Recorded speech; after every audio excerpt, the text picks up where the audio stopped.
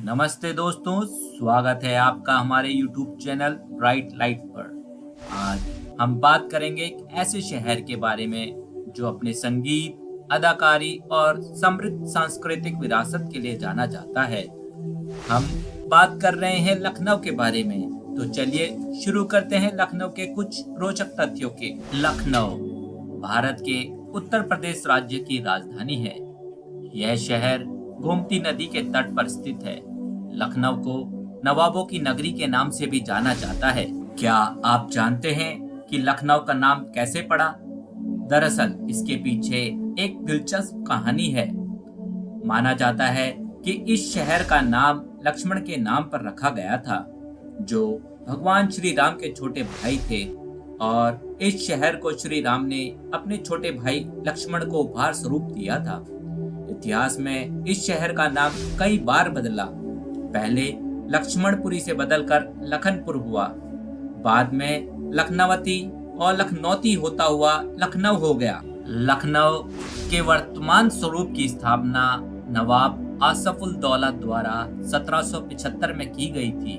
उन्होंने इसे अवध के नवाबों की राजधानी के रूप में पेश किया था। 18वीं और 19वीं शताब्दी में अवध के नवाबों ने इस शहर को कला, संस्कृति और वास्तुकला का केंद्र बना दिया था। आज भी लखनऊ में नवाबी शासन की छाप हर जगह देखने को मिलती है। लखनऊ शहर एक विनम्र संस्कृति के अलावा शानदार पाक शैली के लिए वर्तमान समय में पूरी दुनिया में विख्यात है। बढ़ती जनसंख्या को ध्यान में रखते हुए यहाँ की कोठियों को अपार्टमेंट में बदल दिया गया, लेकिन यहाँ के लोगों में मोहब्बत और अपनापन अभी भी बाकी है। क्या आपको पता है कि 1857 के विद्रोह की शुरुआत लखनऊ से ही हुई थी? बेगम हजरत महल से की गई थी। अपने नाबालिग पुत्र ब्रिटिश कद्र को गद्दी पर बिठाकर उन्होंने अंग्रेजी सेना का स्वयं मुकाबला किया था। उनमें संगठन की अभूतपूर्व क्षमता थी और इसी कारण अवध के जमींदार, किसान और सैनिक उनके नेतृत्व में आगे बढ़े। लखनऊ का घंटाघर भारत का सबसे ऊंचा घंटाघर है। इसे ब्रिटिश वास्तुकला का सबसे बेहतरीन नमूनों में माना जाता है। 221 फीट ऊंचे इस घंटाघर का निर्माण अवध के 8वें नवाब नसीरुद्दीन हैदर ने 1827 से 37 में सर जॉर्ज कपूर के आगमन में करवाया था, जो अवध प्रांत के प्रथम लेफ्टिनेंट गवर्नर थे। लखनऊ शहर जितना खूबसूरत है, उतना ही मजेदार यहाँ की जगहें हैं, जो विश्व भर के लोगों को आकर्षित करती हैं। लखनऊ के सबसे दिलचस्प जगहों में से एक बड़ा इमाम बाड़ा है। इस इमारत के अंदर एक भूल भुलैया भी है, जिसमें 1000 से भी ज्यादा रास्ते हैं। कहा जाता है कि इस भूल भुलैया में एक बार खो जाने पर वापस निकलना बहुत मुश्किल है, जो 200 साल पुरानी है, जिसे दुनिया भर में काफी लोकप्रियता मिली हुई है।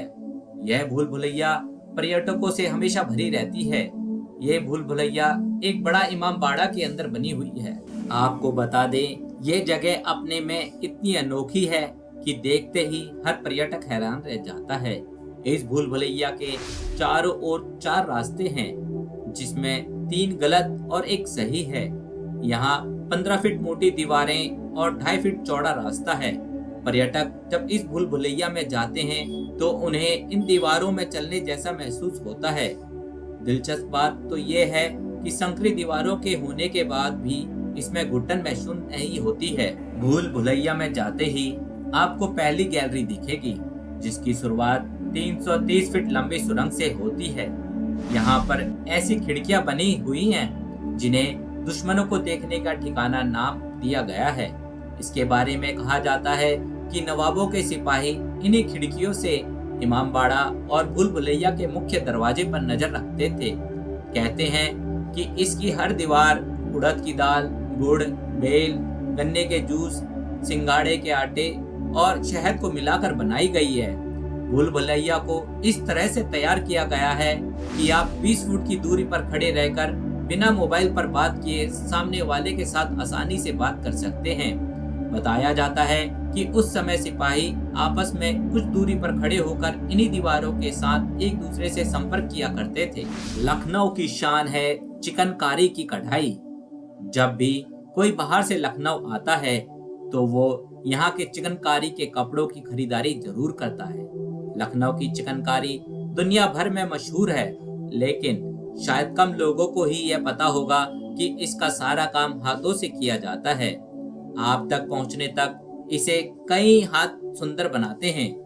यह 400 साल पुरानी कला है जो अपनी नाजुकता और खूबसूरती के लिए जानी जाती है।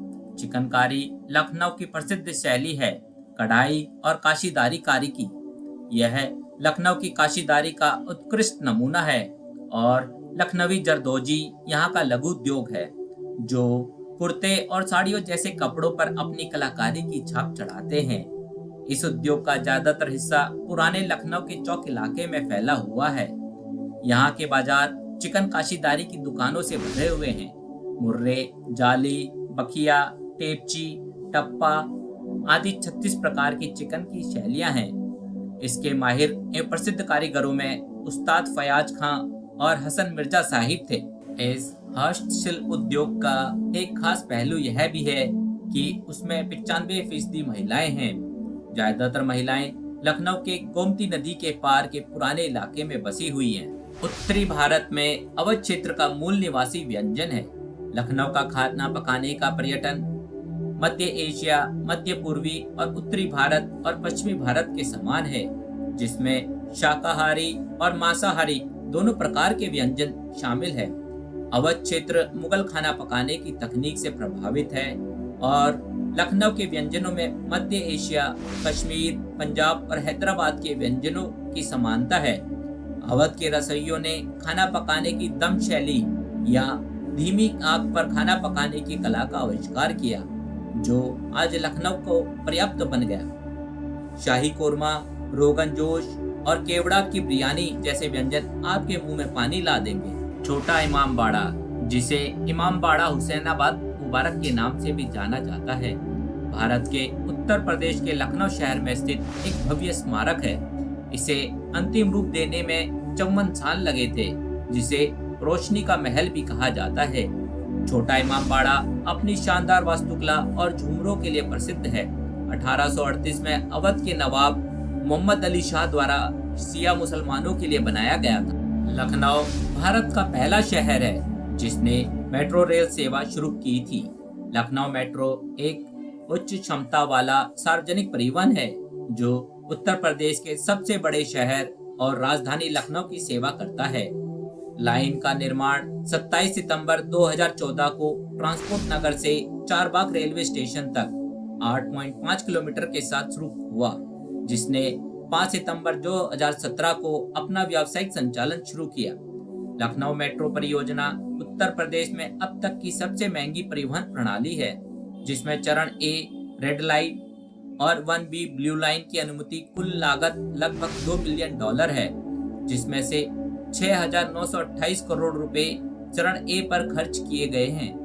Lucknow metro rail corporation Bharat सरकार और उत्तर प्रदेश सरकार के बीच 50-50 का संयुक्त उद्यम मेट्रो के निर्माण और संचालन के लिए स्थापित किया गया था। भारतीय शास्त्रीय नृत्य शैली कथक के कलाकारों से जुड़ा प्रसिद्ध घराना है। अवध के नवाब वाजिद अली शाह के दरबार में इसका जन्म हुआ। लखनऊ शैली के कथक नृत्य में सुंदरता और प्राकृतिक संतुलन होता है। कलात्मक रचनाएं, ठुमरी आदि अभिनय के साथ साथ होरिश, शाब्दिक अभिनयुद्ध और आंसू रचनाएं जैसे भावपूर्ण शैली भी होती है।